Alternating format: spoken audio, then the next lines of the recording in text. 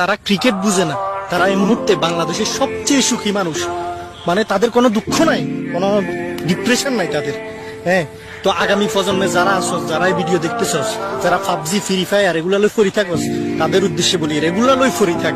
দেশের ক্রিকেট বুঝিস না, দেশের ফুটবলের কথা তো নাই বললাম। হ্যাঁ, ক্রিকেট তোরা বুঝার চেষ্টাও করিস না। ক্রিকেট বুঝবি বা ইয়ার মতো দেশের খেলা চাইবি, হতাশ হবি, ডিপ্রেশনে যাবি।